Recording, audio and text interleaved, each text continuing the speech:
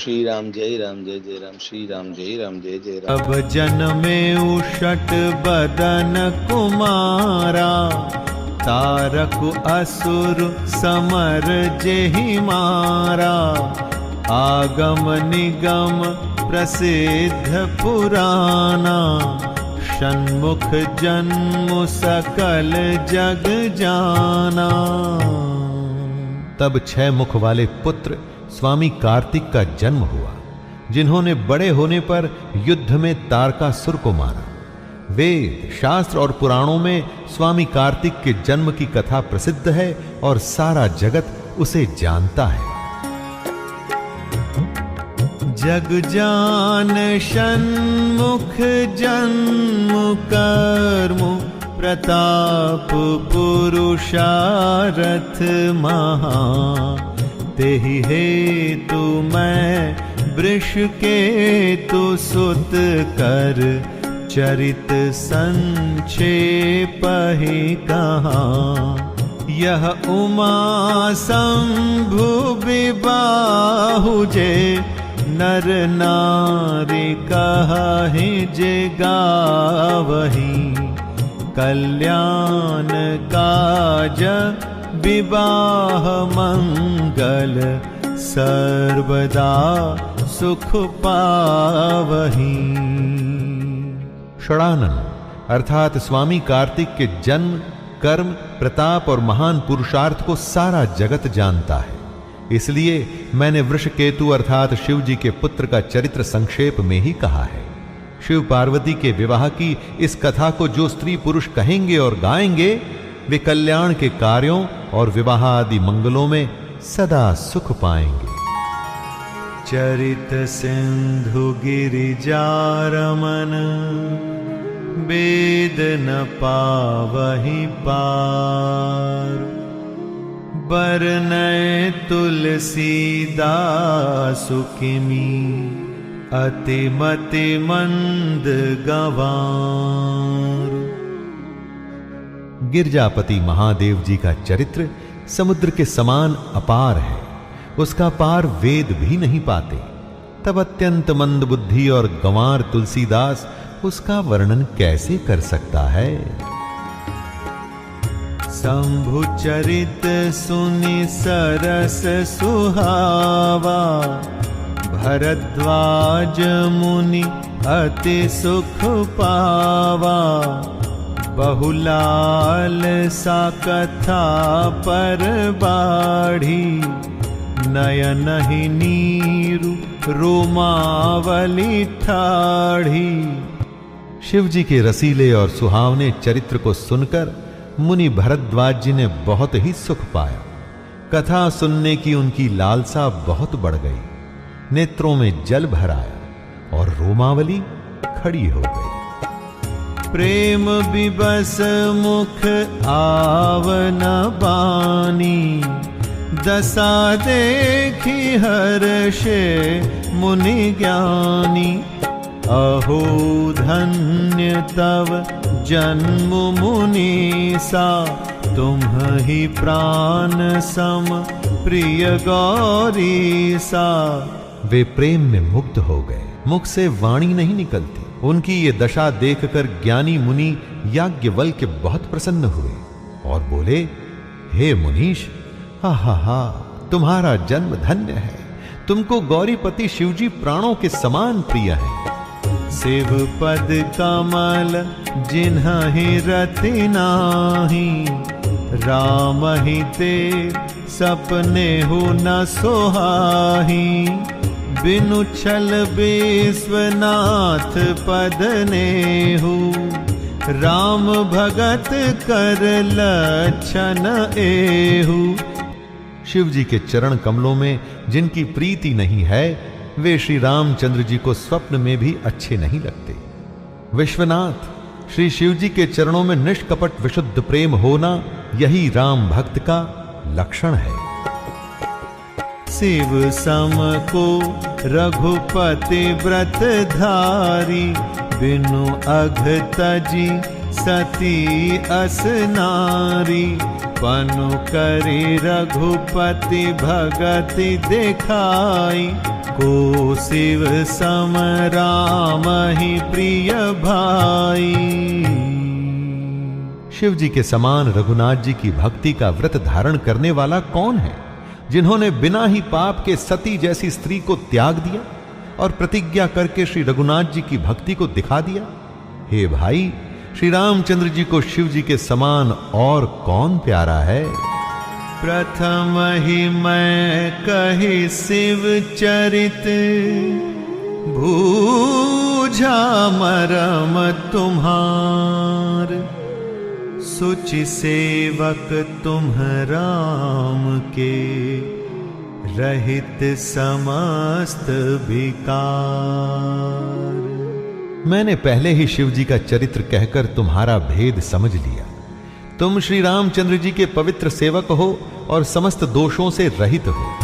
मैं जाना तुम्हार गुणशीला, कहूँ सुनाहूँ अब रघुपति लीला। सुन मुनियाज समागम तोरे, कही न जाई जस सुख मन मोरे। मैंने तुम्हारा गुण और शील जान लिया, अब मैं श्री रघुनाथ जी की लीला कहता हूं। सुनो हे मुनि, सुनो। आज तुम्हारे मिलने से मेरे मन में जो आनंद हुआ है वो कहा नहीं जा सकता। रामचरित अति अमित मुनीसा, कही न सकहि सत कोटि अहिसा। तदपि जथा श्रुत कहौ बखानी, सुमिर गिरापति प्रभु धनु पानी। हे मुनीश्वर, रामचरित्र अत्यंत अपार है, 100 करोड़ शेष जीव भी उसे नहीं कह सकते। तथापि जैसा मैंने सुना है वैसा वाणी के स्वामी अर्थात प्रेरक और हाथ में धनुष लिए हुए प्रभु श्री रामचंद्र जी का स्मरण करके कहता हूं। सारद दारु नारी सम स्वामी, राम सूत्रधर अंतर जामी। जेहि पर कृपा करहि जनु जानी, कबीर अजिर न चावहि बानी। सरस्वती जी कठपुतली के समान है और अंतर्यामी स्वामी श्री रामचंद्र जी सूत पकड़कर कठपुतली को नचाने वाले सूत्रधार हैं। अपना भक्त जानकर जिस कवि पर वे कृपा करते हैं, उसके हृदय रूपी आंगन में सरस्वती को वे नचाया करते हैं। प्रणवं सोई कृपाल रघुनाथा, बरनौ बिसदता सुगुण गाथा। परम रम्य गिरि बरु कैलासु, सदा जहां शिव उमा निवासु। उन्हीं कृपालु श्री रघुनाथ जी को मैं प्रणाम करता हूं और उन्हीं के निर्मल गुणों की कथा कहता हूं। कैलास पर्वतों में श्रेष्ठ और बहुत ही रमणीय है, जहां शिव पार्वती जी सदा निवास करते हैं। सिद्ध तपोधन जोगी जन, सुर किन्नर मुनि वृंद। बसहि तहां सुकृति सकल, सेवहि शिव सुख कंद।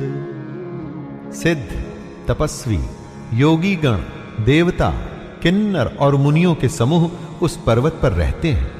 वे सब बड़े पुण्यात्मा हैं और आनंद कंद श्री महादेव जी की सेवा करते हैं। हरिहर विमुख धर्म रति नाही, ते नर तहाँ सपने हूँ नहीं जाही। तेहि गिरि पर बट बिटप विशाला, नित नूतन सुंदर सब काला। जो भगवान विष्णु और महादेव जी से विमुख हैं, और जिनकी धर्म में प्रीति नहीं है, वे लोग स्वप्न में भी वहां नहीं जा सकते। उस पर्वत पर एक विशाल बरगद का पेड़ है जो नित्य नवीन और सब काल अर्थात 6 ऋतुओं में सुंदर रहता है। त्रिविध समीर सुशीतल छाया, शिव विश्राम बेटप श्रुति गाया। एक बार तेहि तर प्रभु गयौ, तरु बिलो की उर अति सुख भयौ। वहां तीनों प्रकार की अर्थात शीतल, मंद और सुगंध वायु बहती रहती है और उसकी छाया बड़ी ठंडी रहती है। वह शिव जी के विश्राम करने का वृक्ष है जिसे वेदों ने गाया है। एक बार प्रभु श्री शिव जी उस वृक्ष के नीचे गए और उसे देखकर उनके हृदय में बहुत आनंद हुआ। निज कर डासी नागरे पुछाला, बैठे सहजहि शंभु कृपाला। कुंद इंदुदर गौर शरीरा, भुज प्रलंब परिधन मुनि चीरा। अपने हाथ से बाघंबर बिछाकर कृपालु शिवजी स्वभाव से ही बिना किसी खास प्रयोजन के वहां बैठ गए। कुंद के पुष्प, चंद्रमा और शंख के समान उनका गौर शरीर था। बड़ी लंबी भुजाएं थीं और वे मुनियों के से वल्कल वस्त्र धारण किए हुए थे। तरुण अरुण अंबुज समचरना, नख दुति भगत हृदय तमहरना। भुजग भूति भूषण त्रिपुरारी, आननो सरद चंद छबिहारी। उनके चरण नए पूर्ण रूप से खिले हुए लाल कमल के समान थे। नखों की ज्योति भक्तों के हृदय का अंधकार हरने वाली थी। सांप और भस्म ही उनके भूषण थे और उन त्रिपुरासुर के शत्रु शिव जी का मुख शरद पूर्णिमा के चंद्रमा की शोभा को भी हरने वाला था।